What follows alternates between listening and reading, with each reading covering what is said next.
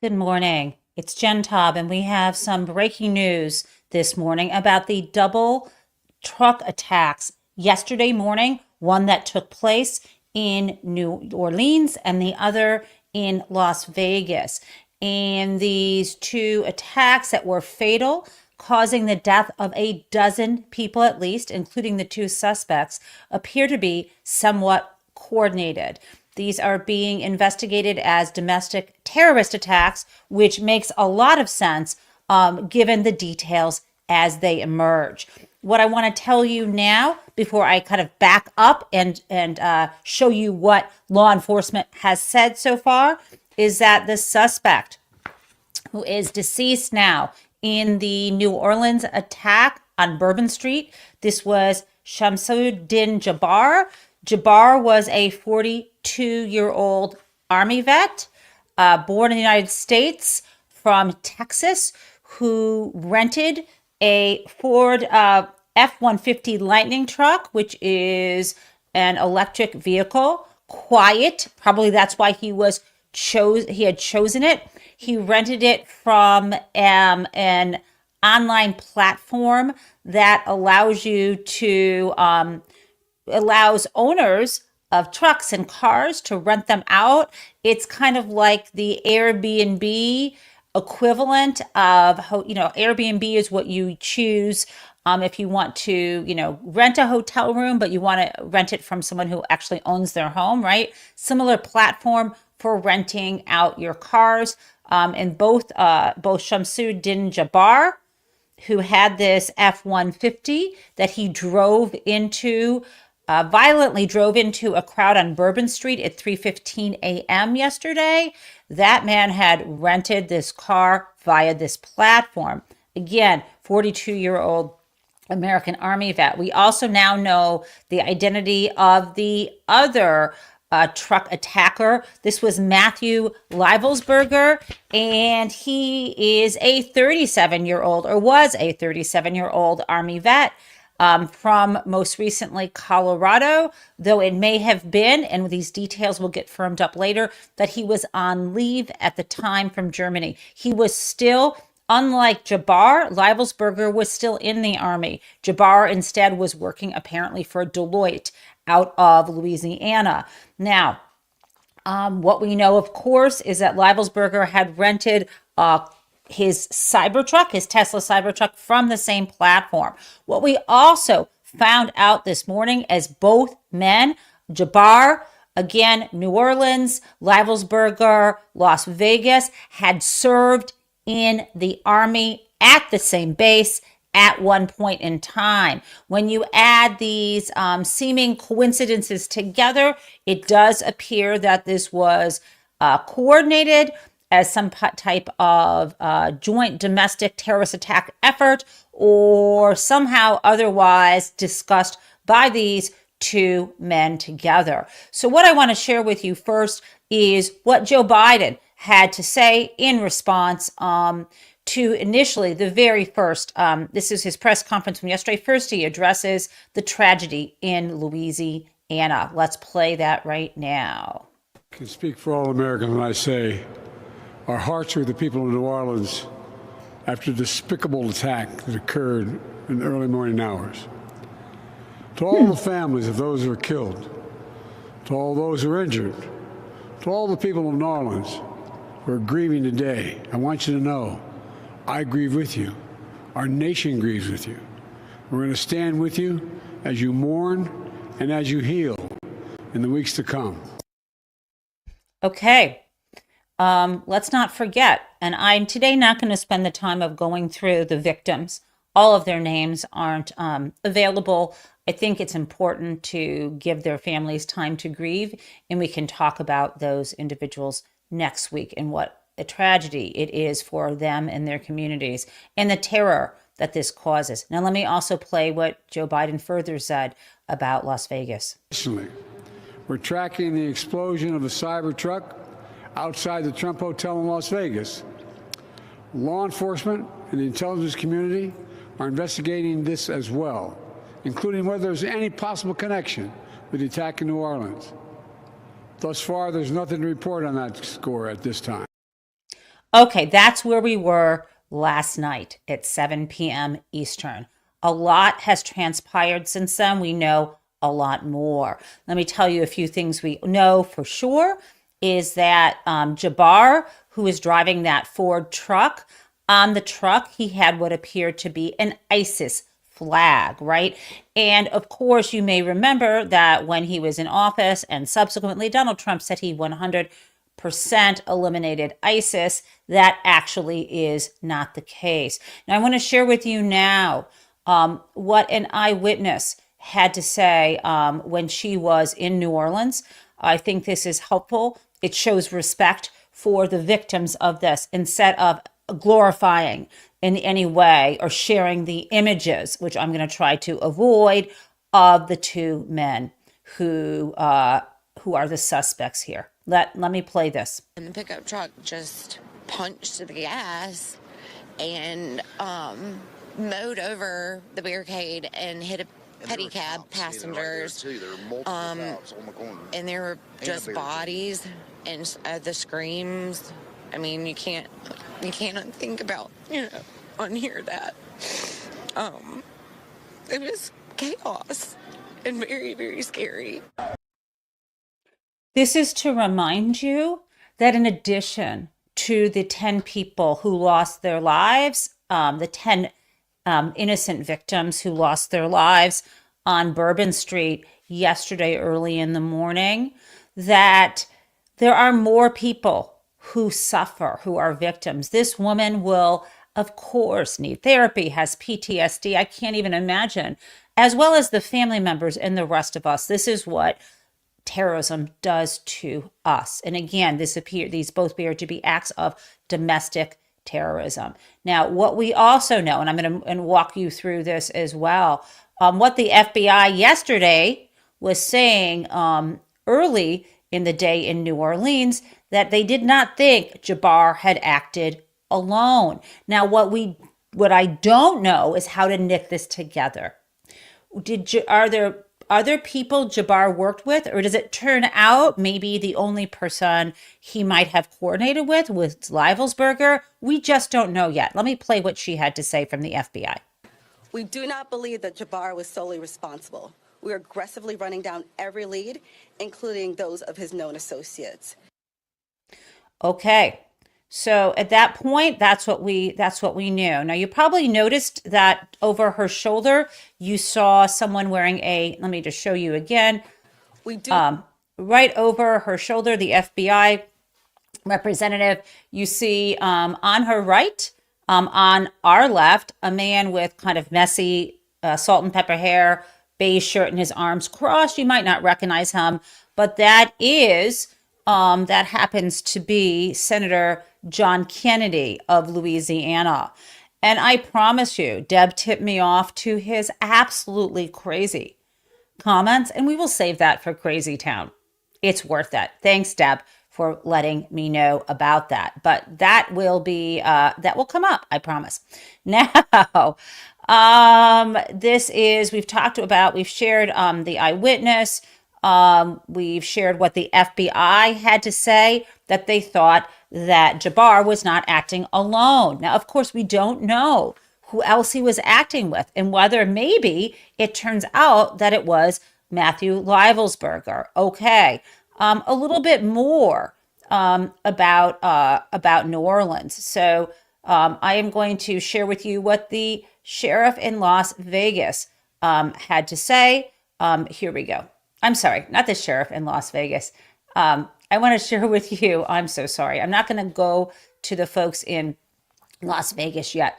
I want to share with you the information we had about that ISIS flag. Here we go. Recap for you. The FBI says on the record that this individual had an ISIS flag that was located in or on that vehicle, that they are looking into potentially another IED, an improvised explosive device inside that vehicle, trying to determine whether it's viable or not. And it is NBC News is reporting that there are at least 2 other potential IEDs that they are examining that are located near the area that may have been planted there in advance. We can also report that Jabbar is a United States citizen originally born in Texas. So that's the latest on the investigation, but some fairly significant updates coming along, both on the record and from multiple senior law enforcement officials briefed on the investigation to my colleagues Julia Ainsley and Ken Delania.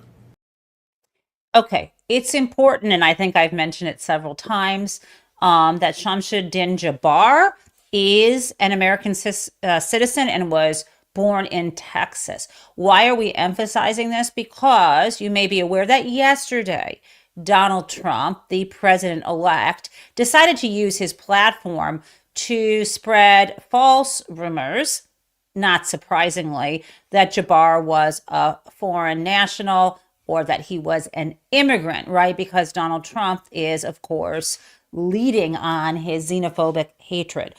As it turns out, both these men were American citizens. They learned, it appears, how to make explosive devices through their Army service. Okay, now, also, we should note, and I think I just did, Donald Trump claimed that he had 100% eradicated ISIS. So I guess he didn't. Now, what else do we have? Let's move over to what happened tragically in Las Vegas. Fortunately, the only person who was killed in that situation was the suspect who was operating the Tesla Cybertruck.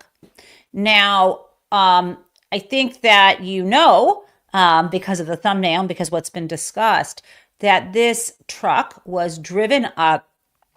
This was sort of early in the morning, around 7-ish a.m. On Pacific time. The driver, this is Leibelsberger, drove the truck up into the valet port right in front of the Trump International Hotel in Las Vegas. So when we first learned that a Cybertruck had exploded in Las Vegas, unfortunately, all the jokes were flying because Cybertrucks have a bad rap of being, explosive, right? There's also this thing where people think that electronic vehicles are more likely to explode. That turns out not to be true. Gas fueled cars can also explode on impact. There is obviously something very flammable, the tank of gas. But Teslas in particular, there's some concern that people have had about the lithium batteries. So that was kind of people what they were wondering. Then there became an understanding that, wait a second, maybe the driver deliberately blew up a Tesla in front of Trump Tower, which feels like the writers of this new season of America had jumped the shark, because the symbolism is outrageously on the nose, right? There's been a fight over the past few days, this so-called hot civil war, rhetoric-wise, between the Bannon faction of MAGA, who hate immigrants, and the Elon faction of MAGA, these sort of tech bros and billionaires who want their tax cuts, right? And want their people coming in with H-1B visas. The sort of anti-immigrant faction of MAGA and the sort of let's bring in people to work that we can exploit for their labor faction. It's a little more complicated than that, of course. I think it's great when people can come into America, even on an H-1B visa. That's a whole separate issue, right? But there's been this faction. So this idea of someone exploding a Tesla in front of Trump Tower seemed to be a kind of symbolic gesture. But now we are finding out that, one, it was not an accident, and two, we don't know the motive, but we do know the suspect is an Army vet, 37-year-old Army vet, again, Matthew Leibelsberger, who at one point served with Shamsuddin Jabbar, the 42-year-old Army vet, who used a truck to attack people in New Orleans. I should add, when Jabbar got out of his truck after mowing people down and terrorizing the people on Bourbon Street at 3 a.m., who could not hear him coming because electronic cars are much quieter. But I'm sure they heard the screaming at some point, right? This was terribly tragic. He jumps out of the car and starts shooting, and that is when law enforcement killed him. Now, back to Las Vegas. Here is what, and I'm sure you've seen much of this. Here is the what happened in front of Trump Tower, and then we'll talk about how we know that this was deliberate, not an accident. Here we go. Now, 3 senior U.S. law enforcement officials say that this explosion of a Tesla Cybertruck, kind of in the portico there where you saw that smoke rising from in front of Trump's property in Las Vegas, is being investigated, at least initially, as a potential act of terrorism, and that it was, quote, intentional. And there was a person who was found deceased. That is the driver of that vehicle. There were 7 others that were injured as a result. And so they don't yet have a specific motive, but some things they've found in the investigation leads them to believe that this could have been some sort of a terrorist attack, or at least that they should investigate it as such. Okay, so immediately, almost immediately, people began to understand yesterday that this was not a random, explosion of a Cybertruck. Quite the contrary. This appeared to be some deliberate attack in front of Trump Tower, but of course, we would not at that point yesterday really know why it happened. And we're beginning to understand the only part of why might be some coordinated effort between these 2 men, Jabbar and Leibelsberger, who served in the Army together. Now, one of the challenges that we face when something like this happens and internet sleuths overnight decide to do research is they can get it wrong.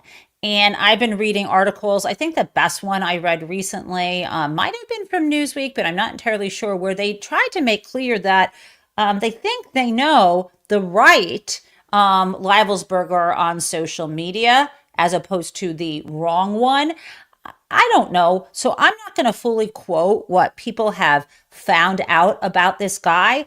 And, of course, there is this effort to kind of like rush in and say, oh, this person's not on my team, so they're bad, right? So like you definitely see Donald Trump wanting to blame the first truck attack in New Orleans on an immigrant. Well, he got ahead of that, and people may still believe that that is false. No, this is an American-born, American-trained Army vet, right? Same thing is happening when it comes to Leibelsberger in Las Vegas, in that people are really, trying to, and you see this on the right saying, oh, this guy must be a Democrat or what have you. You know what? I don't care what political party any of these people are. What I notice that they have in common, that they're former Army vets and that they're men. And, it turns out, I love men. Men are great, but it's very rare. Can we just talk about this? Because no one ever wants to say this. It's very rare that you see women. They do it. So don't give me the fucking exceptions. You don't usually see women taking out their PTSD or their anger by blowing shit up. Now, of course, I can make stereotypes about the great things that men do that you don't usually see women do. That's fine. But I'm making this observation because people are often afraid of even saying that. Now, I'm trying to get, here we go. I'm trying to actually show you right now. And I thought I had this. I did not have this link for you. And I'm trying to show you this video. So if you give me a second, I will get it for you. So let me say this. It seems clear that 2025 is giving 2024 a run for its money. It is like 2025 jumped out of the gate and said, yeah, you guys have a lot of fucking expectations for this year. And you think 2024 ruined your life? Well, 2025 is saying, hold my beer. Actually, 2025 is saying, hold my fucking Molotov cocktail, guys. So I kind of feel like if it comes out of the gate like this, it either gets worse or it gets better, or it stays the same, right? This is like lame logic. But if we were expecting a respite, 2025 said, that's not what I want for the year. Okay, I have got that video of the Cybertruck exploding, so you can see for yourself that this was pretty severe, pretty deliberate, and then we'll go into what was inside of the truck. Okay, here we go. All right, play it.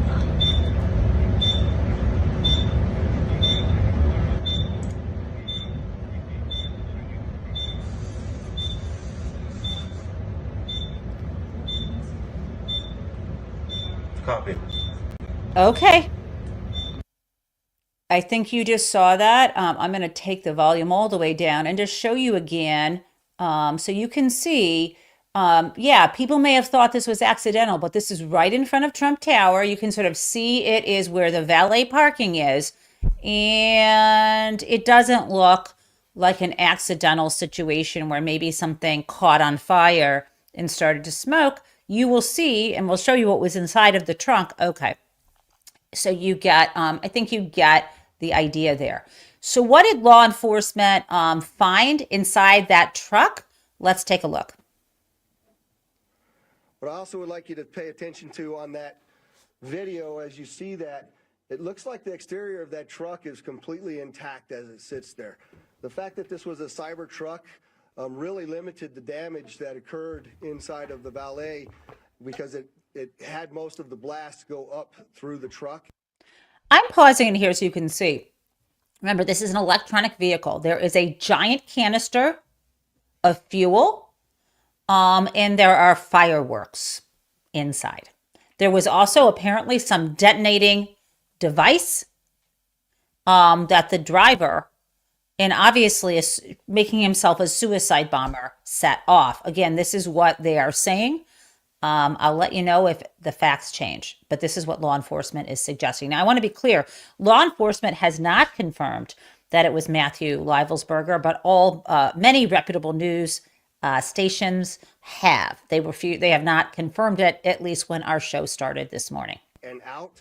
In fact, if you look on that video, you'll see that the front glass doors at the Trump hotel were not even broken by that blast, which they were parked directly in front of. You can see that in the video there. So there is one saving grace to this macho choice that this man Leibelsberger made of the Cybertruck. The Cybertruck, of course, all the explosion was contained, most of it contained within, and killed the driver, which is not great for, generally speaking, if a truck's going to blow up. But I will tell you, I mean, you don't want an explosion, right? But in this situation, it appears, and I'm trusting law enforcement here, that because of the steel walls of the truck, as opposed to like a normal car that would have a lot of glass around it, there was no damage to the hotel. This is not a situation. You may remember Timothy McVeigh, who in the 1990s, I believe it was on Hitler's birthday or thereabouts, in 1995, drove a truck up to a federal building. And if I recall correctly, it was in Oklahoma, but you could tell me if I'm wrong. And he had explosives in the truck. And that was devastating. Yes, it was the Alfred P. Murrah Federal Building in Oklahoma, April 19th, 1995. I think that was the day, around the day of Hitler's birthday. And this killed, when McVeigh pulled this up, this truck filled with explosives, essentially, as I recall, it was, I don't remember the specific explosives he had in his truck, but it ended up after doing this. And of course he lived after he set this off. His truck bombing killed 168 people, including 19 children, and injured 684 more. And this was what he has in common is he was a Gulf War veteran. So what I am seeing here, my friends, is there's something about serving in the military, something about igniting anger and, the knowledge for how to attack people. Now, I'm not saying that these were people, these were men who didn't have issues beforehand, but we can see this in common. I'm also not saying we can't have a military. I just think we need to do a better fucking job following vets where there are red flags and getting them the help that they need and keeping them from blowing shit up. That's what I'm saying. Now, it is absolutely true, and I believe that it was fortunate that he chose this truck, and I'm going to play this a little more on that here. Actually, I have to thank Elon Musk specifically. He gave us quite a bit of additional information in regards to how the vehicle was locked after it exploded due to the force of the nature of the force from the explosion, as well as being able to capture all of the video from the Tesla charging stations across the country, and he sent that directly to us. So I appreciate his help on that. So, yeah, I mean, I'm not someone who loves praising someone like Elon Musk, but of course, he obviously wanted to get in front of this. He doesn't want Teslas to be blamed. And, people who are awful can also do the right thing. People are reminding me in the chat, yeah, Timothy McVeigh was angry about Waco. Remember that Janet Reno, you might not remember this, Attorney General allowed for a siege, so to speak, on Waco, Texas. There was a compound where this crazy guy was basically, apparently, abusing children. It was kind of a cult. They went in and the whole place got set on fire. This was the Branch Davidian cult. The way he blew up this was a different device, but he basically had rented a Ryder truck, not a Tesla, which didn't exist, and he had about 5,000 pounds of ammonium nitrate and something else. I don't want to go into details about how to blow shit up, but at any rate, he was far more successful and it was more deadly. And I'm hoping that maybe this idiot choosing the Tesla made all the difference. Now, guys, I know that today we are trying to go through, and I have it here, my whiteboard, about Donald Trump and how he's doing. I want to do that, and I will do that very briefly because I made that promise for today. But I also want to say a few words about where we are in all seriousness as a society, and then get to Crazy Town. Okay. So this is literally what I had last Friday. And remember, we're not having a show tomorrow because I'll be traveling, but I just want to show you Donald Trump's number one objective was grocery. Remember? Grocery. And he was going to single-handedly, because he knew how, bring down the price of eggs.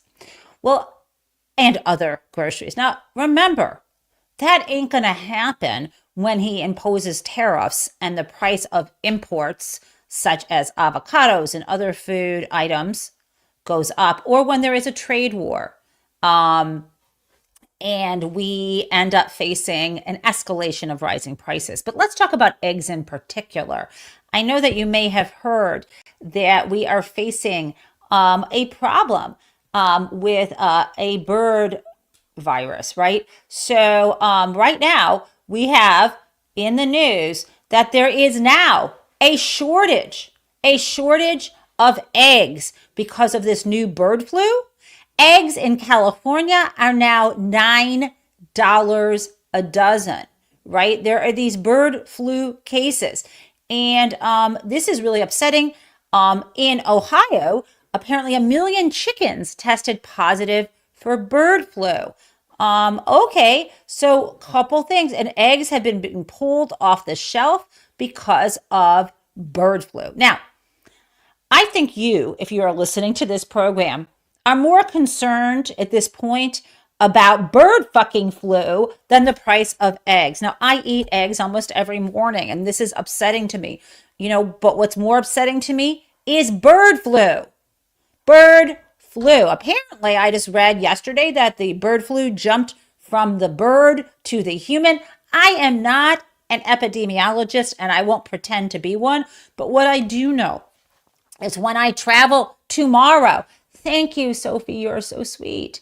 When I travel tomorrow on an airplane, I will be wearing a mask. I am going to be masking up in public places because I don't want to get the bird flu. Now, I don't know if the odds are pretty low, but I will tell you the price of eggs is not going to go down if we have another epidemic because he puts in an idiot. Well, first of all, ignores it. Or, I don't think RFK Jr. is probably the right dude to be running Health and Human Services. So let's look at the next thing. Who doesn't believe in vaccines? I think we need a vaccine for the bird flu. And for people who don't apparently care about people dying, we can speak to them and say eggs are expensive. They don't care about dead people, but the fucking price of eggs will go up. Okay, immigrants. Donald Trump is still banging that drum, and you know that he is, talking out of both sides of his mouth when it comes to this, right? He has historically claimed, oh, I'm against H-1B visas. They're so unfair. Now he is, thank you, Ada. Now he is for them, right? So, and he, of course, with immigrants, whenever he gets a chance, he will blame immigrants. Someone doesn't have an Anglo-Saxon name, must be an immigrant. Someone is brown, must be an immigrant. Remember, he has married 2 women who are immigrants. His children are, most of his children, all but Tiffany, are the children of immigrant women. But those women are white. They are not saying the quiet part out loud, but you can read between the lines. Cut taxes on billionaires and corporations.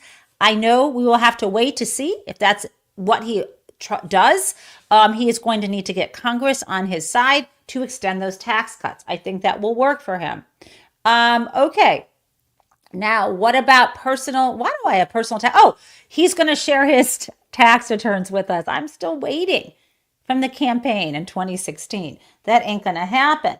January 6th, he's promised that he considers these people who are in prison now for the violent insurrection, people who were arrested for violence against police officers, for bear spray, people who, I don't know if they went to jail for defecating in the Capitol, but they sure as fuck did that. These people doing these things, threatening to kill Nancy Pelosi, threatening to kill Mike Pence, right? Of course, speech alone isn't something you can be convicted for, but I'm giving you the whole picture. You saw the broken windows. You saw the violence. You saw the Capitol police officers testifying before Congress about the domestic terror involved in this, right? He is going to let them out of prison. He promises to do that, by pardoning them. We shall see.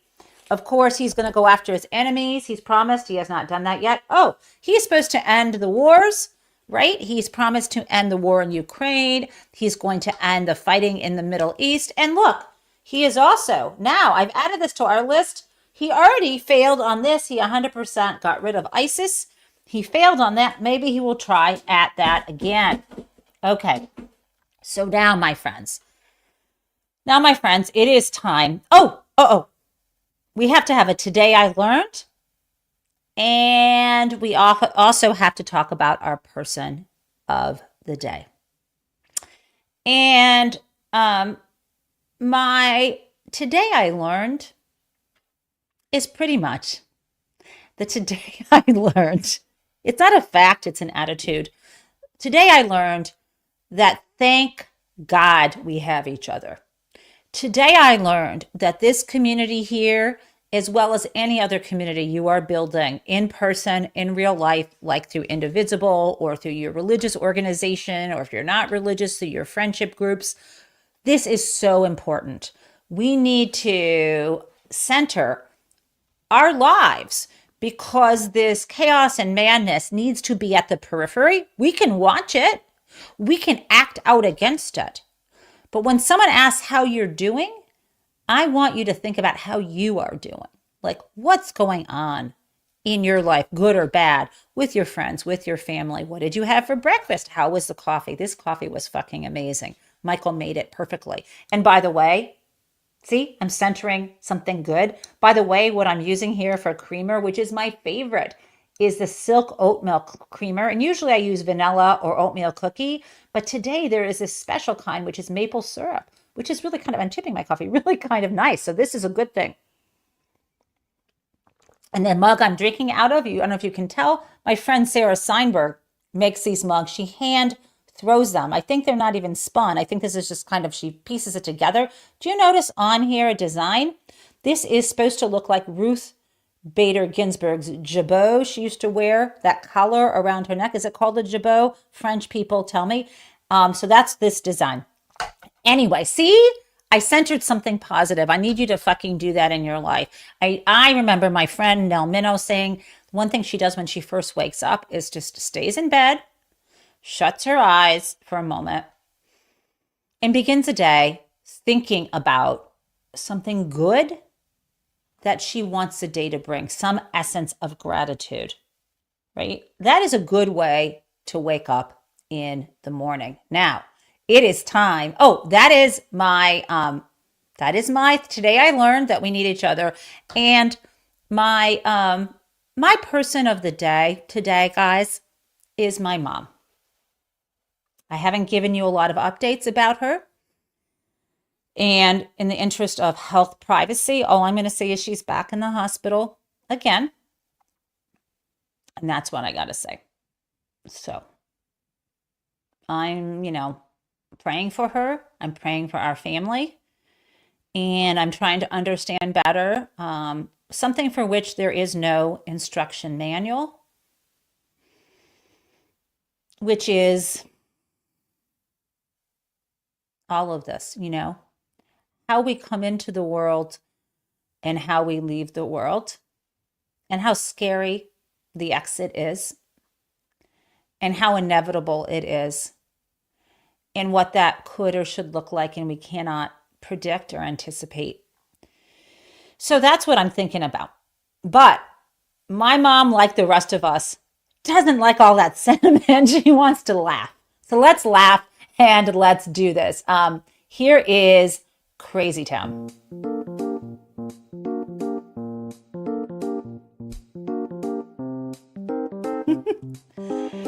I promised you that Crazy Town was going to involve John Kennedy. And so as a lead-in, it's a double helping. I got 2 John Kennedy Crazy Towns. So let me start with the first one. This was when he was with the FBI, New Orleans. Remember, this is the senator from the good old boy senator from Louisiana. And hold on one second. I think I've got it here. Oh, man. You know what? Let me just tell you what. I don't have the double helping. I'm just going to have the regular one. He begins by making a stupid comment about the press. He's like, who's over here on this side of the room and who's here? And then someone says, he goes, oh, is that this local station? Is that CNN? And they say, yes. And then a reporter on the other side of the room said, hi, it's MSNBC. We're over here on the right. And he made some sort of political joke. 10 people were dead. He didn't need to do that. So let me now key up Crazy Town again. Okay, here is, listen carefully to Crazy John Kennedy here.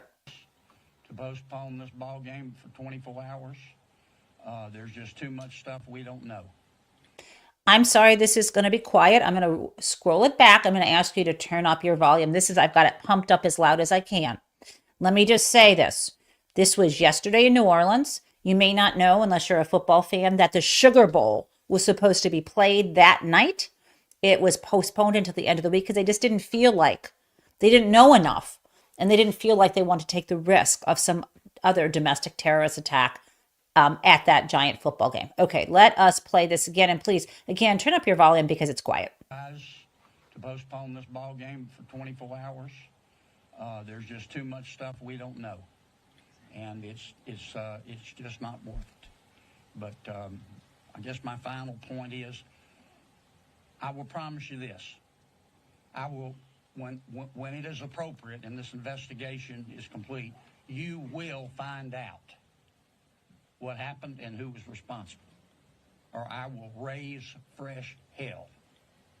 And I will chase those in the federal government who are responsible for telling us what happened, like they stole Christmas. What? I'm sorry to shout in your ear. What the fuck? It was kind of normal. He'll raise hell until FBI tells him what went on. But then he said, let me just play that last bit for you. Listen to this. Like they stole Christmas. Like they stole Christmas? I'm sorry, what? Responsible for telling us what happened. Like they stole Christmas. What? Who stole Christmas?